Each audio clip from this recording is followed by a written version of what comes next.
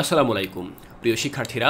কোর্সটিকায় আজকে আমি আলোচনা করব তোমাদের ইতিহাস ও সামাজিক বিজ্ঞান সপ্তম অধ্যায়ের একটি অনুসন্ধানী কাজ নিয়ে। এই কাজটি রয়েছে তোমাদের মূল বইয়ের 103 নম্বর পৃষ্ঠায়, যেখানে লেখা রয়েছে অনুসন্ধানী কাজ, এবং এখানে প্রথমেই বেশ কিছু নমুনা প্রশ্ন দেওয়া রয়েছে। দেখো 1 থেকে 6 পর্যন্ত বেশ কিছু নমুনা প্রশ্ন দেওয়া রয়েছে, যেমন এলাকার পারিবারিক কাঠামো 20 বছর আগে কেমন ছিল, এলাকার পারিবারিক কাঠামো এখন কেমন, এরকম বেশ কিছু নমুনা প্রশ্ন দেওয়া রয়েছে। এই প্রশ্নগুলোর উত্তর আমাদেরকে সংগ্রহ করতে হবে আমাদের এই অনুসন্ধানী কাজটি করার জন্য।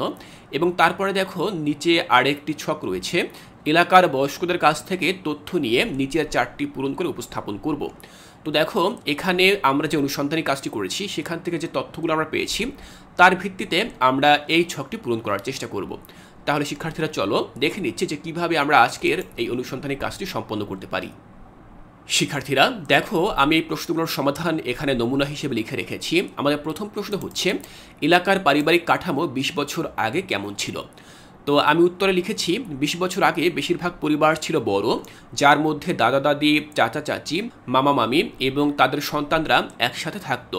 তখন যৌথ পরিবারের ধারণা বেশ প্রচলিত ছিল, যেখানে একাধিক ভাই বোন একই ছাদের নিচে তাদের স্বামী স্ত্রী এবং সন্তানদের সাথে থাকতো। পুরুষরা সাধারণত পরিবারের কর্তা ছিলেন এবং সিদ্ধান্ত গ্রহণের ক্ষেত্রে তাদের বেশি ক্ষমতা ছিল। মহিলারা সাধারণত ঘরের কাজ এবং সন্তানদের যত্ন নেওয়ার দায়িত্বে ছিলেন। তো শিক্ষার্থীরা দেখলে যে প্রথম প্রশ্নের উত্তরটি আমরা ঠিক এভাবে লিখলাম।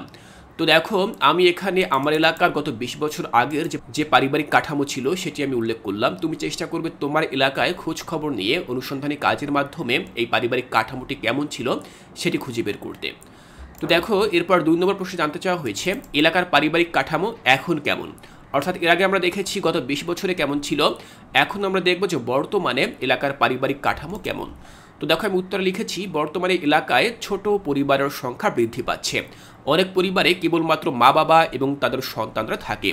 পূর্বের তুলনায় বর্তমানে সম্মিলিত পরিবারের ধারণা হ্রাস পাচ্ছে। মহিলারা এখন শিক্ষিত ও কর্মজীবী হচ্ছেন এবং পরিবারের সিদ্ধান্ত গ্রহণে তাদের ক্ষমতায়ন বৃদ্ধি পাচ্ছে। তাহলে আমরা দেখলাম যে গত 20 বছরের পর এখন বর্তমানে পারিবারিক কাঠামোতে কোন পরিবর্তনগুলো এসেছে। বেশ কিছু পরিবর্তন কিন্তু আমরা এখানে লক্ষ্য করেছি। তো শিক্ষার্থীরা এরপরে আমরা 3 নম্বর প্রশ্নটি দেখব। 3-এ জানতে চাওয়া হয়েছে যদি কোনো পরিবর্তন হয়ে থাকে পরিবর্তনের কারণগুলো কী কী। দেখো পরিবর্তন তো অবশ্যই হয়েছে, যেটি আমরা প্রথম প্রশ্ন থেকে দ্বিতীয় প্রশ্ন দেখেছি। তো এখন আমরা লিখব সেই পরিবর্তনের কারণগুলো কী কী, ঠিক কী কারণে এই পরিবর্তনগুলো হয়েছে। দেখো আমি লিখেছি পরিবর্তনের কারণগুলো নিচে আলোচনা করা হলো, যার মধ্যে প্রথম কারণ হচ্ছে অর্থনৈতিক কারণ। তো এখানে আমি লিখেছি কর্মসংস্থানের সুযোগের জন্য মানুষ শহরে চলে যাচ্ছে, যার ফলে যৌথ পরিবার ভেঙে যাচ্ছে। এরপর রয়েছে শিক্ষা, ছেলেমেয়েরা উচ্চশিক্ষার জন্য শহরে যাচ্ছে, যার ফলে তারা তাদের পূর্বপুরুষদের সাথে কম সময় কাটায়। এরপর রয়েছে সামাজিক পরিবর্তন, যেখানে আমি লিখেছি ঐতিহ্যবাহী মূল্যবোধ হ্রাস পাচ্ছে এবং পারিবারিক কাঠামো আরও আধুনিক হয়ে উঠছে। এরপর রয়েছে প্রযুক্তি, প্রযুক্তির অগ্রগতি দূরত্ব কমিয়ে আনছে, যার ফলে বিচ্ছিন্ন পরিবারের সদস্যরা যোগাযোগ বজায় রাখতে পারে।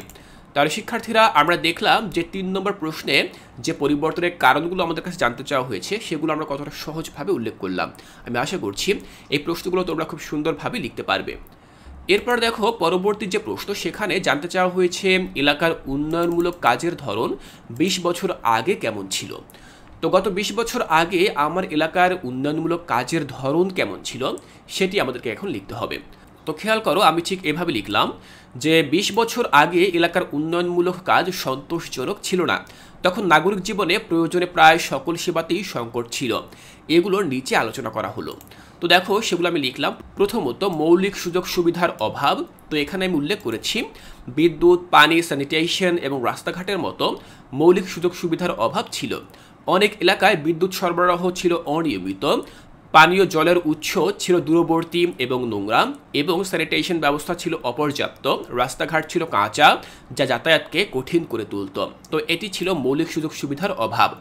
আরও কি ছিল দেখো, অবকাঠামোগত সীমাবদ্ধতা। তো সেক্ষেত্রে আমি লিখেছি স্কুল, হাসপাতাল, বাজার এবং অন্যান্য প্রয়োজনীয় অবকাঠামো ছিল সীমিত। শিক্ষা ব্যবস্থা ছিল দুর্বল, স্বাস্থ্যসেবা ছিল অপ্রতুল এবং কেনাকাটার সুযোগ ছিল সীমিত। তাহলে এগুলো হচ্ছে অবকাঠামোগত যে সকল সীমাবদ্ধতা গত 20 বছর পূর্বে ছিল সেগুলো। এরপরে আরও কিছু সমস্যা ছিল, সেগুলো হচ্ছে কি দেখো কৃষি নির্ভর অর্থনীতি। তো আমি লিখেছি বেশিরভাগ মানুষ কৃষিকাজের উপর নির্ভরশীল ছিল, অন্যান্য কর্মসংস্থানের সুযোগ ছিল সীমিত। তো আমরা ঠিক এই সকল সমস্যাগুলোর কথা উল্লেখ করতে পারি। তো এরপরে আমরা চলে যাব 5 নম্বর প্রশ্নের উত্তরে, যেখানে জানতে চাওয়া হয়েছে এলাকার উন্নয়নমূলক কাজের ধরন এখন কেমন। একটু আগে আমরা জেনেছি গত 20 বছর আগে ধরন কেমন ছিল, এখন জানবো বর্তমানে এলাকার উন্নয়নমূলক কাজের ধরন আসলে ঠিক কেমন। দেখো উত্তরে আমি লিখেছি, সময়ের পরিবর্তনে বর্তমানে এলাকার উন্নয়ন কাজ দ্রুততার সাথে এগিয়ে যাচ্ছে। যেমন মৌলিক সুযোগ সুবিধার উন্নতি, বেশিরভাগ এলাকায় বিদ্যুৎ সরবরাহ নিরবচ্ছিন্ন, পানীয় জলের উন্নত উৎস স্থাপন করা হয়েছে এবং স্যানিটেশন ব্যবস্থা উন্নত করা হয়েছে, রাস্তাঘাট পাকা করা হয়েছে এবং যাতায়াত ব্যবস্থা উন্নত করা হয়েছে। তাহলে এই সকল উন্নয়ন কিন্তু বর্তমানে এসেছে। এরপর রয়েছে অবকাঠামোগত উন্নয়ন। তো এখানে আমি লিখেছি, নতুন স্কুল, হাসপাতাল, বাজার এবং অন্যান্য প্রয়োজনীয় অবকাঠামো নির্মাণ করা হয়েছে, শিক্ষা ব্যবস্থা উন্নত হয়েছে, স্বাস্থ্যসেবা আরও সহজলভ্য হয়েছে এবং কেনাকাটার সুযোগও বৃদ্ধি পেয়েছে।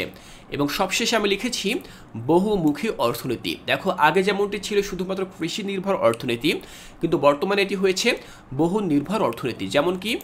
যেমন কৃষিকাজের পাশাপাশি অন্যান্য কর্মসংস্থানের সুযোগ বৃদ্ধি পেয়েছে, শিল্প, ব্যবসা এবং সেবা খাতে কর্মসংস্থানের সুযোগ সৃষ্টি হয়েছে। তাহলে শিক্ষার্থীরা আমরা দেখে নিলাম যে বর্তমানে এলাকার উন্নয়নমূলক কাজের কি কি অগ্রগতি হয়েছে এবং তার ধরন আসলে ঠিক কেমন। আমি আশা করছি এখান থেকে তোমাদের বুঝতে আর কোনো অসুবিধা নেই। এরপর দেখো 6 নম্বরে জানতে চাওয়া হয়েছে, যদি কোনো পরিবর্তন হয়ে থাকে পরিবর্তনের কারণগুলো কি কি।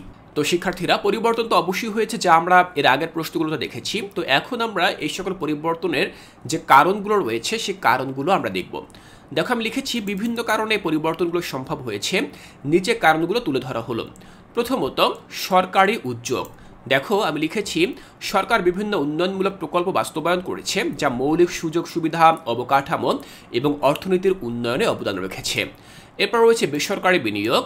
তো বেসরকারি খাত উন্নয়নমূলক কাজে বিনিয়োগ করেছে, যার ফলে নতুন শিল্প, ব্যবসা প্রতিষ্ঠান এবং কর্মসংস্থানের সুযোগ সৃষ্টি হয়েছে। এরপর রয়েছে আন্তর্জাতিক সহায়তা। তো আমি লিখেছি বিশ্ব ব্যাংক, এশিয়া উন্নয়ন ব্যাংক এবং অন্যান্য আন্তর্জাতিক সংস্থা উন্নয়নমূলক প্রকল্পে ঋণ এবং অনুদান প্রদান করছে। আন্তর্জাতিক সংস্থাগুলো নীতি প্রণয়ন, প্রকল্প পরিচালনা এবং ক্ষমতা তৈরিতে সরকার এবং স্থানীয় কর্তৃপক্ষকে প্রযুক্তিগত সহায়তা প্রদান করছে। এরপর দেখো আমি লিখেছি প্রযুক্তির অগ্রগতি। তো প্রযুক্তির অগ্রগতি উন্নয়নমূলক কাজকে আরও গতিশীল করছে। উন্নত যোগাযোগ ব্যবস্থা ও তথ্য প্রযুক্তি উন্নয়নমূলক প্রকল্পের পরিকল্পনা, বাস্তবায়ন এবং পরিচালনা আরও কার্যকর করে তুলেছে। তো শিক্ষার্থীরা আমি এখানে 4টি পরিবর্তনের কারণ উল্লেখ করলাম, যে সকল কারণে মূলত বর্তমানে আমরা যে সকল ইতিবাচক পরিবর্তনগুলো দেখতে পাই সেই সকল পরিবর্তনগুলো সম্ভব হয়েছে।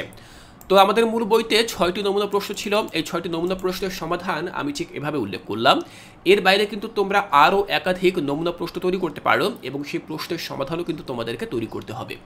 তো যাই হোক, প্রশ্নগুলোর সমাধান আমরা করলাম। এবার আমরা কি করব, আমরা সেই ছকটি পূরণ করব। যেই ছকে জানতে চাওয়া হয়েছে যে এলাকার বয়স্কদের কাছ থেকে তথ্য নিয়ে নিচের 4টি পূরণ করে উপস্থাপন করবে। তো আমরা তো বিভিন্ন তথ্য সংগ্রহ করেছি প্রশ্নগুলোর উত্তর পাওয়ার মধ্য দিয়ে। তো এখন আমরা এই ছকটি পূরণ করব। দেখো এলাকার সামাজিক পরিবর্তন এবং এলাকার রাজনৈতিক পরিবর্তনের সাথে যুক্ত ব্যক্তিবর্গ। তো দেখো আমরা যদি এলাকার সামাজিক পরিবর্তন দেখতে পাই তাহলে দেখতে পাই যে পারিবারিক কাঠামো পরিবর্তিত হয়েছে, ছোট পরিবার বৃদ্ধি পেয়েছে। অর্থাৎ আগে এলাকার পারিবারিক কাঠামো ছিল বড়, কিন্তু বর্তমানে সেটি পরিবর্তন হয়ে ছোট পারিবারিক কাঠামোতে রূপ নিয়েছে। তো এলাকার রাজনৈতিক পরিবর্তন কি, দেখো নতুন জনপ্রতিনিধি ক্ষমতায় এসেছে, নতুন রাজনৈতিক দলের আবির্ভাব ঘটেছে। এই পরিবর্তনের সাথে যুক্ত ব্যক্তিবর্গ কারা, দেখো লেখা রয়েছে এলাকার সাধারণ মানুষ, স্থানীয় নেতা, এরা মূলত এই সকল পরিবর্তনের সাথে যুক্ত রয়েছে। পরবর্তী যে সামাজিক পরিবর্তন সেটি হচ্ছে নতুন স্কুল নির্মিত হয়েছে। তো এখানে এলাকার রাজনৈতিক পরিবর্তন কি, কিছু রাজনৈতিক দল নিবন্ধন হারিয়েছে, রাজনৈতিক অস্থিরতা তৈরি হয়েছে, এগুলো হচ্ছে এলাকার রাজনৈতিক পরিস্থিতি বর্তমানে। এবার দেখো এই পরিবর্তনের সাথে যুক্ত কারা, স্থানীয় সরকার, স্কুল শিক্ষক, ছাত্রছাত্রীরা, এলাকার সাধারণ মানুষ, স্থানীয় নেতা, এরা হচ্ছেন এই পরিবর্তনের সাথে যুক্ত। তাহলে শিক্ষার্থীরা আজকের ক্লাসে আমি তোমাদের সাথে একটি অনুসন্ধানী কাজ নিয়ে আলোচনা করলাম। আমি চেষ্টা করেছি সম্পূর্ণ কাজটি তোমাদেরকে খুব সুন্দরভাবে এবং সহজভাবে বুঝিয়ে দেওয়ার জন্য। আমি আশা করছি এখান থেকে তোমাদের বুঝতে আর কোনো অসুবিধা নেই। এর পরবর্তী ক্লাসে আমি তোমাদের ইতিহাস ও সামাজিক বিজ্ঞান পরবর্তী যে সকল অনুশীলনীমূলক কাজ থাকবে সেই কাজগুলো নিয়ে আলোচনা করব এবং সেগুলোর সমাধান তোমরা কিভাবে করবে তাও বুঝিয়ে দেওয়ার চেষ্টা করব। তাই শিক্ষার্থীরা কোর্সটিকা এর পরবর্তী ক্লাসগুলো দেখার আমন্ত্রণ জানিয়ে আজকের এই ক্লাসটি এখানেই শেষ করছি।